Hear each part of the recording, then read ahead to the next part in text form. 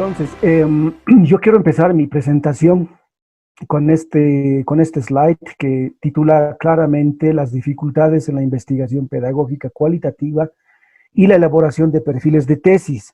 Se trata de algunas ideas que he podido ir recolectando a lo largo del trabajo como docente de tesis y también como tutor de algunas tesis en los niveles de maestría y doctorado.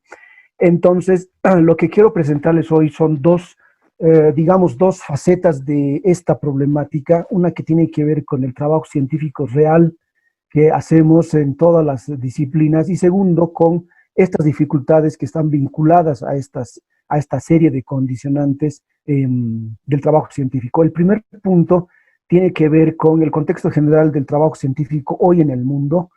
El segundo, un pequeño repaso a las ciencias pedagógicas y los métodos dominantes que existen hoy para ver inmediatamente la relación que guarda con las dificultades que hay al momento de investigar a nivel cualitativo en la investigación pedagógica y también en la elaboración de perfiles de tesis, que es algo que me interesa particularmente bajo la experiencia que tengo aquí en Bolivia como docente.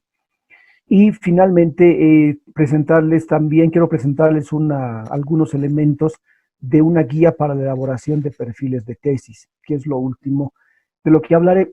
Así que si no hay problemas con la conexión y todos pueden escucharme y verme, comienzo con esta presentación. Hay un aspecto importante al momento de situarnos en el ámbito del trabajo científico mundial. Nosotros en América Latina tenemos esa división muy anglosajona que divide el conocimiento científico entre ciencias naturales y ciencias sociales. Entonces, ciencias naturales son las ciencias llamadas duras o puras, la física, la química, etcétera, ¿no? Las derivadas, la biología y otras más. Y entendemos como ciencias sociales la sociología, la antropología, la economía, y así están organizadas nuestras facultades y universidades bajo el modelo anglosajón que ha sido muy fuerte en los últimos 50 años. Y al resto de las disciplinas llamadas científicas en otros contextos, nosotros le ponemos el nombre de las humanities, ¿no?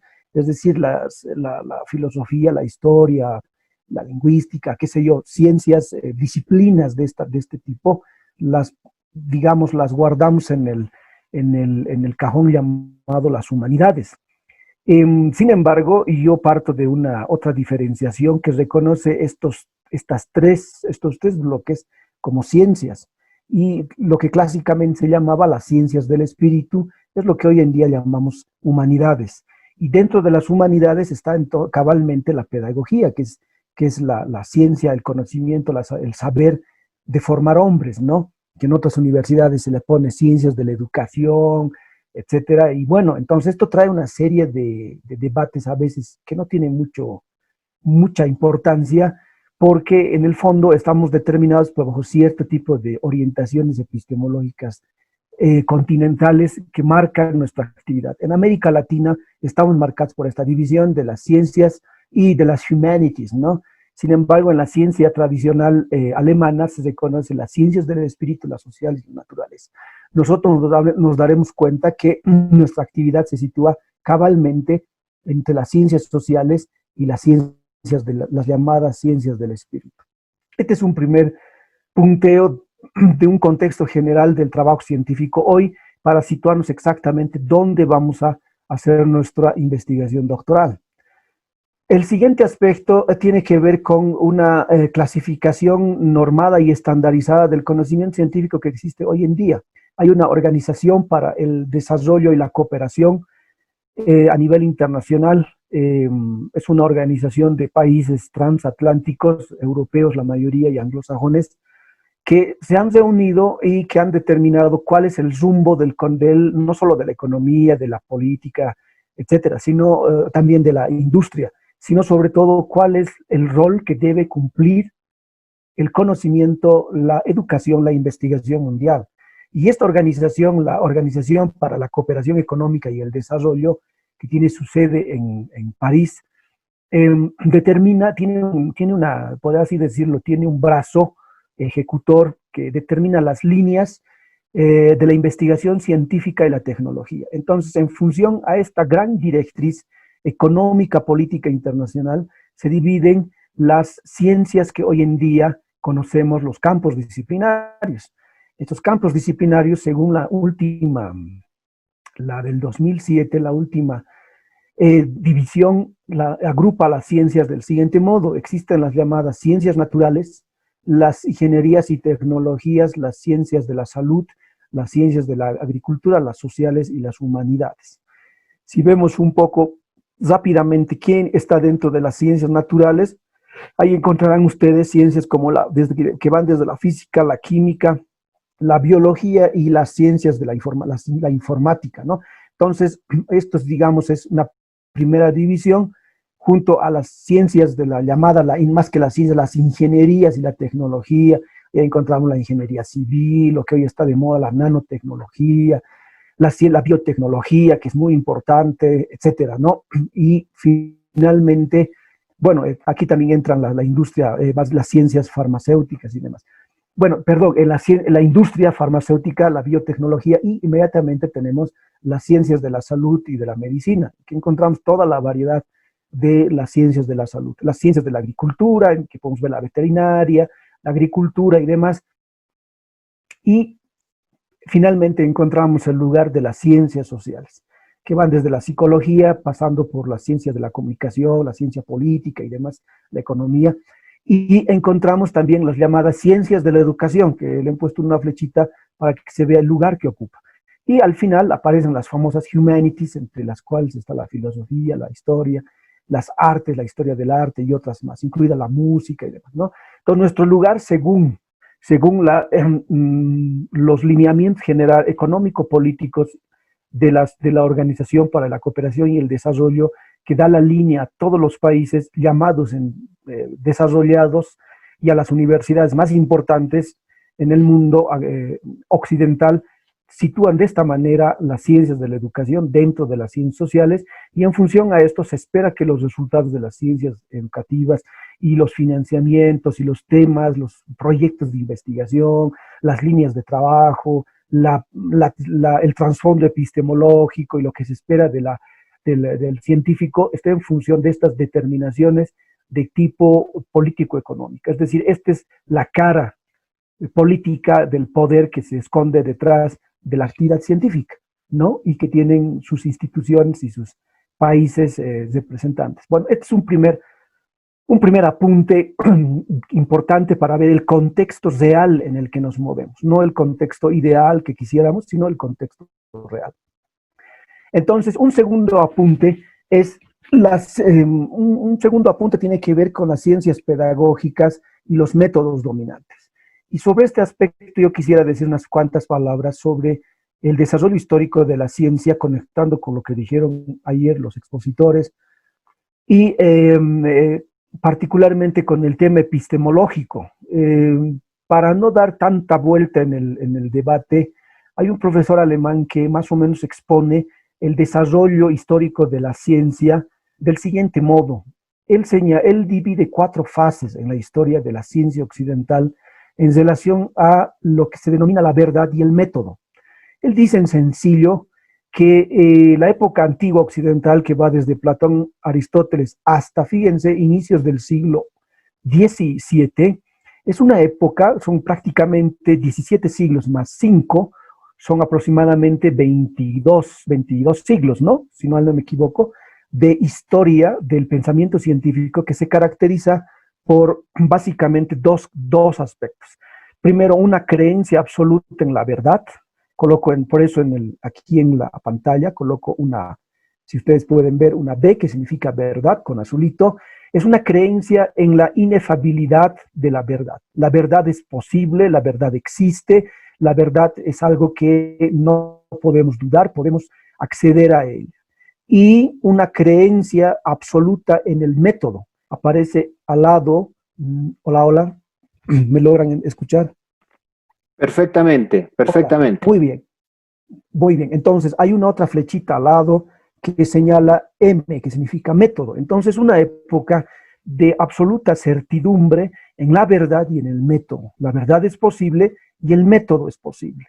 Y el método es por antonomasia esta D que he colocado al ladito, que significa el método deductivo matemático abstracto, que sería el método preferido de los filósofos y de los científicos hasta el siglo XVII. La verdad es posible y el método también, pero ante todo el método deductivo, ¿no? La verdad axiomática, la verdad deductiva. Una segunda fase comprende el siglo XVII hasta fines del siglo XIX.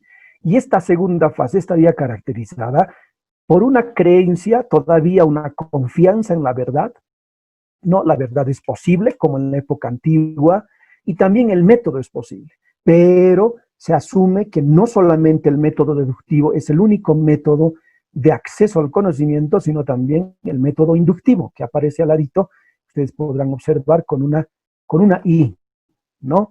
Perdón, con una I que significa método inductivo. Entonces, esta segunda fase está marcada por esta creencia en la verdad y en el método.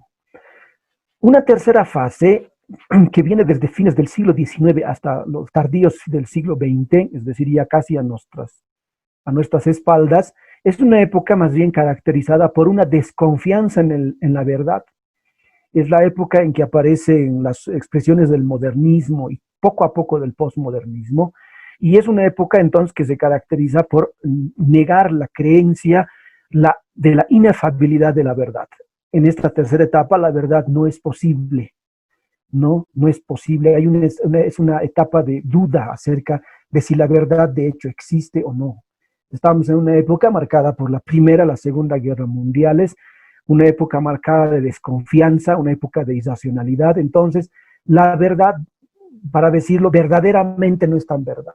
Por eso coloca aquí con rojo y con una negación, la verdad no es posible. Pero es una época al mismo tiempo caracterizada por todavía una confianza en el método. Si bien la verdad no es posible, el método sí lo es, el método deductivo-inductivo.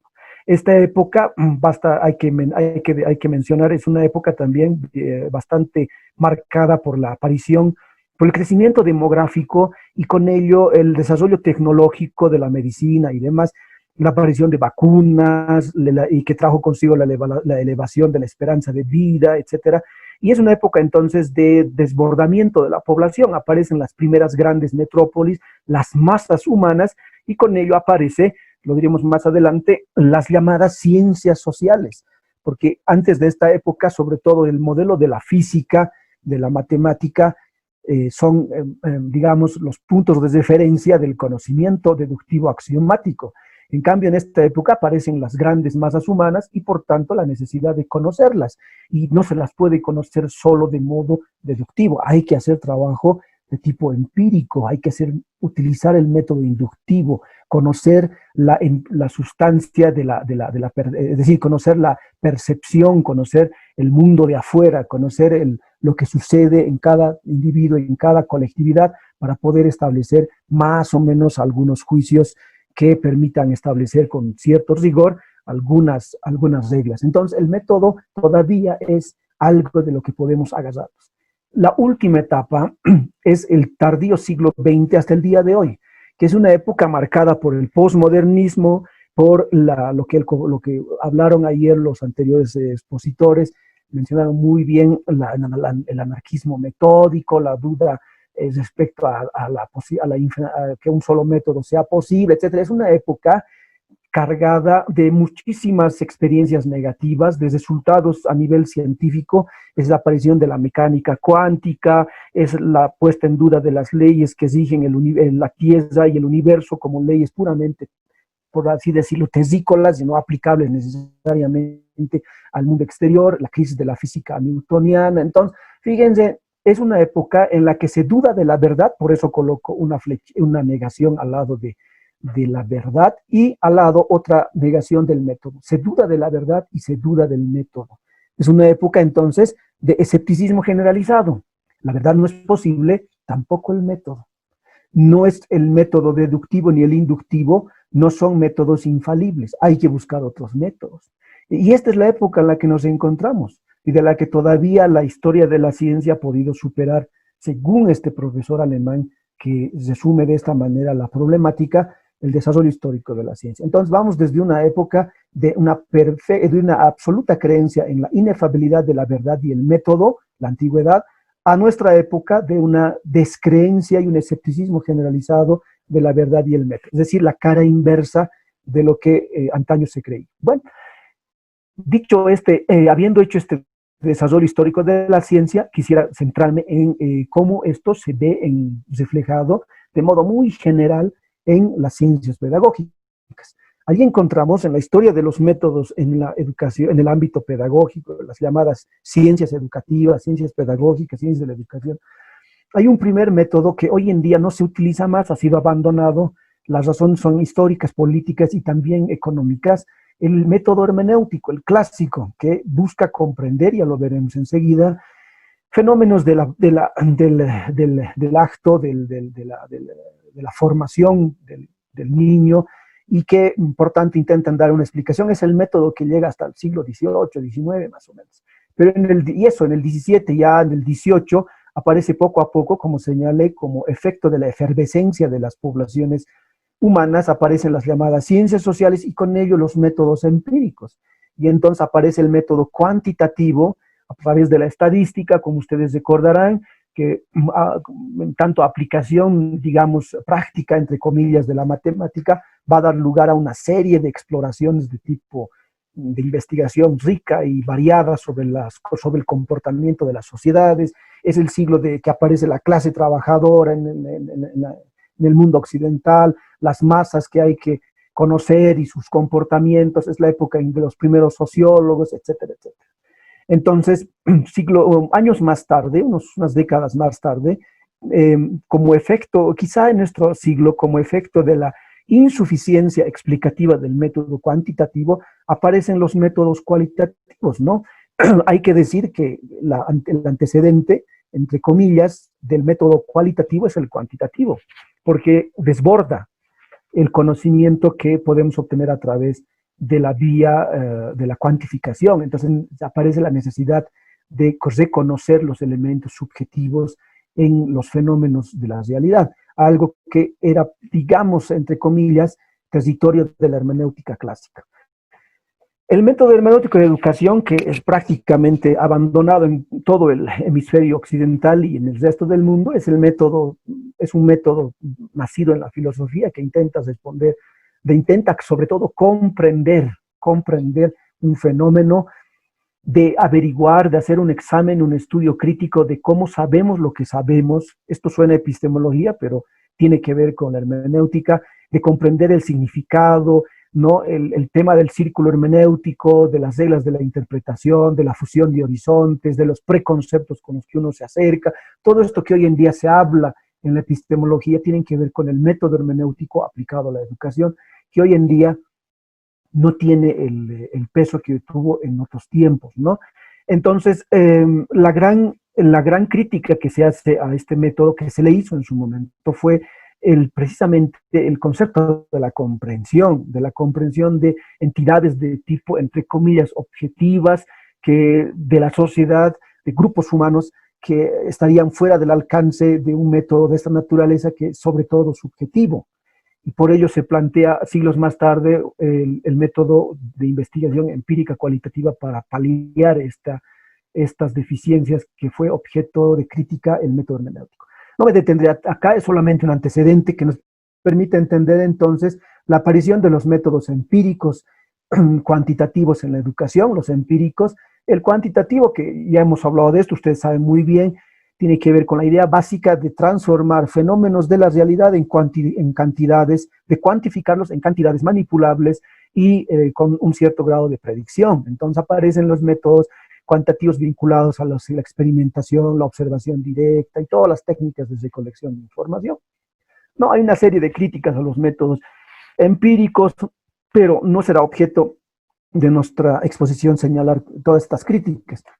Y inmediatamente me gustaría señalar algunas cosas sobre los métodos cualitativos, que es precisamente la respuesta a la necesidad de entender estas expresiones subjetivas de los seres humanos y de las sociedades, a los cuales el método cualitativo intenta dar una significación, una interpretación en términos categoriales de una serie de vivencias, experiencias no susceptibles de cuantificación. Entonces, aparecen también como producto de aparecen estos métodos cualitativos, reitero, como producto de los límites de la empiria estricta, es decir, de la cuantificación. Es decir, si aparecen los métodos cualitativos es por los límites de la investigación cuantitativa, ¿no? En esferas muy concretas de la vida subjetiva interior, de la psique humana. Y bueno, en la fusión de ambas, entonces aparecen lo que ustedes saben, los métodos de investigación complejos o mixtos que combinan los cualitativos, los cuantitativos. Dicho en sencillo, las ciencias de la educación hoy en día son marcadamente empíricas, sean cualitativas o cuantitativas. Es decir, se tiene que realizar, por lo menos de modo oficial, en casi todas las ciencias llamadas de la educación, trabajo de campos, recolección de datos, hacer algún tipo de, aunque no necesariamente se haga esto, pero que oficialmente esa es la tendencia dominante, ¿no? Entonces, fíjense cómo estos métodos se juntan con las grandes determinaciones político-institucionales a nivel mundial. Dicho eso, entonces, quisiera pasar rápidamente a qué dificultades yo he podido encontrar y veo todas las veces que tengo la oportunidad. Y también aprendo de los colegas, de los estudiantes, aquellas dificultades que yo atravesé, que atraviesan otros futuros doctores y estudiantes del pregrado y que seguramente van a seguir atravesando otras personas. Entonces creo que esto es algo que no solamente sucede en Bolivia, supongo que también sucede en otras latitudes del continente latinoamericano y tal vez a nivel mundial. Aunque la situación en Europa y Estados Unidos es diferente, pero en nuestro continente tenemos que partir de lo que somos y de lo que tenemos, de nuestras potencialidades y también nuestros límites. Y yo he observado al menos dos tipos de dificultades de tipo objetivo y subjetivo. Y he hecho un pequeño punteo que ustedes pueden completar según su experiencia. Yo creo que una primera dificultad es que precisamente muchos de los postulantes, los tesistas de pregrado, posgrado, no conocen muy bien los métodos de investigación aplicados a las ciencias pedagógicas. No, primero, no distinguen los métodos de investigación de las ciencias en general. No es lo mismo investigar en física, en la que se hace trabajo de observación, de cuantificación, pero también mucha matematización a partir de una serie de axiomas y de fórmulas y demás, ¿no? Que hacer investigación, por ejemplo, en el ámbito de la sociología o de la literatura o de las ciencias de la educación. Entonces, hay ciencias como la literatura, la filosofía, en la que no se hace trabajo empírico. Es una contradicción. No se hace trabajo empírico, no se requiere, no tendría sentido. Se utiliza otro tipo de métodos que el sociólogo o el físico probablemente no entiendan. Y viceversa, el historiador probablemente no entienda los métodos de investigación del químico o del biólogo. Entonces se tratan de campos disciplinarios que hay que entenderlos en sus naturalezas y ver sus métodos. Entonces hay un desconocimiento de estos métodos de investigación, vacíos fundamentales en el conocimiento y de modo concreto en las ciencias pedagógicas, ¿no? La ciencia pedagógica es tendencialmente hoy empírica, cuantitativa, cualitativa, pero es fundamentalmente empírica, no es más hermenéutica. Segundo, es la confusión que hay entre el método empírico, cuantitativo y cualitativo. Se ve esta confusión siempre, formulación de un objetivo de investigación, un tema, una hipótesis que requiere un instrumentario cuantitativo. Es decir, por ejemplo, determinar si la variable A influye sobre la variable B. Y de repente aparece como técnica de recolección de datos grupos focales, ¿no? Entonces uno dice, ¿qué pasó? Aquí hay un desfase. O se propone, por ejemplo, comprender las experiencias de discriminación de estudiantes de afro-bolivianos, afroecuatorianos de escuela primaria, en el núcleo familiar, etcétera, y se propone hacer una encuesta, ¿no? Entonces, cuando hay que implementar probablemente un marco más bien fenomenológico de investigación, etcétera, acción quizá, no hay que ver, es decir, hay desfases. Finalmente, entonces, encontramos estas confusiones a la naturaleza de los métodos, sus procedimientos y los resultados que se espera, y también su grado de generalización. Es decir, no se le puede esperar, no se le puede pedir a un estudiante que hace un trabajo de investigación puramente cualitativa un nivel de generalización más que el de los casos estudiados, ¿no? Entonces, son cosas, digamos, básicas, pero que yo he visto que existen en el trabajo práctico. Por favor, compañeros, díganme con anticipación si estoy a tiempo y para que pueda correr con la exposición. Entonces, con el tiempo me refiero. Entonces, el rol también de los tutores y tutoras de tesis es un aspecto que determina, es una dificultad objetiva que existe al momento de elaborar las investigaciones, los perfiles de tesis. Muchas veces el tutor de tesis es, bueno, es básicamente una figura puramente nominal. Se tiene un tutor, pero lastimosamente no apoya al tesista, no se compromete con el tesista.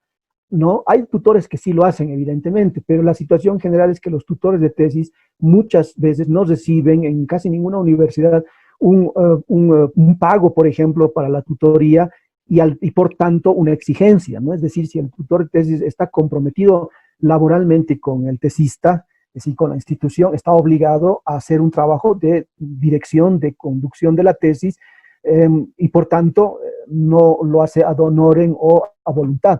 Entonces, muchas veces hay una serie de aspectos que influyen en el rol del tutor o tutora de tesis sobre el trabajo de investigación. Algunos académicos señalan que hay más o menos como 4 factores determinantes para una tesis doctoral. La primera es el doctorante mismo, es decir, la motivación del doctorante, las fases por las que el doctorante atraviesa de depresión, de desánimo, que son totalmente normales porque es parte del proceso psicológico elaborar un trabajo de investigación científica complejo, ¿no? Entonces, problemas familiares, deficiencias en la formación, lagunas, etcétera. El otro factor, señalan, es el tutor de tesis, ¿no? Y todo lo que acabamos de señalar. El otro factor es la institución misma. De nada sirve hacer una investigación en biología si no tengo un laboratorio. ¿No? Si la institución no me ofrece una infraestructura, ¿no? Y la tercera viene a ser finalmente el trabajo en equipo, la falta de un equipo de investigación. En el caso de la tesis en educación no tenemos equipos de investigación, pero sí al menos redes de investigación sobre temas afines y en los que se puede llevar a cabo investigaciones colectivas o por lo menos intercambiar información. Entonces, esto no existe y el doctorante se encuentra solo, aislado en su tema, y bueno, abandonado a su suerte. Entonces tenemos una serie de condicionantes de dificultades de tipo objetivo que van con lo que dijimos a nivel técnico, institucional, económico, que es otro gran tema. Bueno, son dificultades objetivas. Las otras son las dificultades subjetivas que tienen que ver con la poca experiencia del investigador, no tanto a nivel individual, pocas experiencias de haber elaborado una tesis. En el pregrado puede ser que el estudiante haya terminado una tesis con otra modalidad de trabajo dirigido o haber tenido una nota sobresaliente y por tanto haberse titulado por excelencia o alguna otra modalidad. Entonces hay estos vacíos y lo más importante en América Latina, la poca experiencia investigativa en equipo. No tenemos equipos de investigación. No tenemos una cátedra en nuestras universidades latinoamericanas que un profesor tenga un profesor de una asignatura, un especialista en algo, tenga a su alrededor 5 o 6 doctorantes sobre un tema, sobre una línea temática, ¿no? Entonces, esto también es un aspecto, la ausencia de la cultura científica en las universidades, no se tiene acceso a journals, no se sabe cómo funciona un feedback, cómo se hacen los meetings de investigación científica, ¿no? Entonces, esto genera también una serie de dificultades. Hay una politización excesiva en las universidades. Yo puedo hablar de acá de la Universidad Boliviana, donde hay más política y menos ciencia, y esto es un factor determinante, porque si se dan las cosas de este modo, la ciencia termina siendo la última prioridad, y por tanto el trabajo científico, las investigaciones, los tesistas y todo lo que de ahí se deduce. Importante también el desconocimiento del inglés como idioma científico dominante, nos guste o no, es el idioma en el que se escribe la ciencia, en todas las disciplinas. Hay prejuicios también sobre la superioridad epistemológica de la investigación cuantitativa, perdón. Muchas veces se considera, yo he escuchado que la investigación cuantitativa es más difícil, que solo se necesita estadística inferencial, que si solo estadística descriptiva no es una tesis, y que es más científica porque supuestamente se miden variables cuantificables, etc. Los prejuicios sobre la inferioridad de la investigación cualitativa van en una dirección parecida, de que es más fácil, de que no es objetiva, de que todo depende del subjetivismo del investigador. Entonces, hay este tipo también de prejuicios que hay que superar. Las dificultades en los perfiles de tesis, veo que hay lo siguiente: se tiene una concepción burocratizada del perfil de tesis. Es solo un requisito, un documento que hay que llenar, nunca nadie lo evalúa ni se revisa, no hay defensa de perfil de tesis, por tanto no hay seriedad en el trabajo científico, hay una escasa estandarización académica, no se entiende el sentido ni la estructura de los perfiles de tesis, hay casi pocas guías institucionales para perfiles de tesis, nadie nos dice cómo se evalúa un perfil de tesis, cuáles son las rúbricas, los indicadores, los parámetros de evaluación de un perfil de tesis, ¿no? Y más aún de una tesis de doctorado. Y antes de acabar, yo quisiera señalar algo muy importante que también forma parte de los complejos y lo diría al final como parte de las contribuciones. Entonces, vinculando a estas series de dificultades, yo tengo, viendo esta situación, yo, al igual que los demás colegas, estoy gustoso de presentarles a ustedes, de enviarles por correo electrónico, viendo la situación aquí en nuestras universidades del Sudamérica, decidí traducir y adaptar al contexto latinoamericano un texto que se titula Guía para la elaboración de perfiles de tesis, ¿no? Es una guía muy genérica, es un texto que salió el año pasado y yo saqué algunos ejemplares para nuestro encuentro en Copacabana, lastimosamente no se dio, así que no podrán tener el ejemplar físico, pero quien desee puede pedirme y les envío el ejemplar por PDF. En este textito, entonces, lo que se intenta es mostrar cómo funciona un perfil de tesis, qué partes tiene un perfil de tesis, qué elementos hay que considerar, cuánto tiempo dura, qué aspectos hay que ajustar, etcétera, ¿no? Entonces, no tenemos mucho tiempo, así que yo quisiera acabar señalando este último dato que me pareció, ahí lo agregué hoy porque ayer me puse a pensar sobre lo que hablamos. Hay que un poco superar este complejo de héroe, ¿no? Yo le puse ahí Einstein versus Superman. Una tesis doctoral no es esencialmente para solucionar problemas prácticos y sociales. No es eso, no es para solucionar nada. Una tesis doctoral, ¿qué es lo que hace? Es explicar, entender e interpretar un fenómeno de modo complejo. Esa es la naturaleza de una tesis doctoral. Tiene que aumentar el conocimiento en algún aspecto concreto de lo que se sabe en torno a un tema. Por tanto, se debe explicar y entender, no se debe solucionar problemas. Sin embargo, esto no quita a la tesis doctoral la posibilidad de derivar secundariamente, de que derive en aplicaciones prácticas, pero eso no es su finalidad. Una tesis, quien descubrió el ácido ribonucleico no lo hizo para crear vacunas o hacer una serie de intervenciones en el cuerpo, en la anatomía humana, en la fisiología, sino lo hizo para descubrir una incógnita. Y producto de ese resultado se dieron las aplicaciones prácticas en el ámbito de la medicina. Entonces, no sucede así una tesis, no sucede así, no es esta la característica de una tesis doctoral. Y para terminar, un doctorante no salva el mundo, no es Superman, sino lo comprende, como lo hace Einstein, para después intentar transformarlo, como dice Marx. Entonces, con esto yo quiero cerrar, recalcando la idea de que el trabajo científico es un trabajo de interpretación, de explicación categorial, compleja de un fenómeno específico de la realidad con un instrumental teórico, empírico en el caso de las ciencias pedagógicas, que puede tener alguna aplicación a la larga, práctica o social. Pero ante todo es un esfuerzo de entender, ¿no? Hay que ponerse la camisa del científico y por un instante quitarse la capa de Superman. Muchas gracias por su atención y disculpen si me demoré, tomé más tiempo del que se me concedió.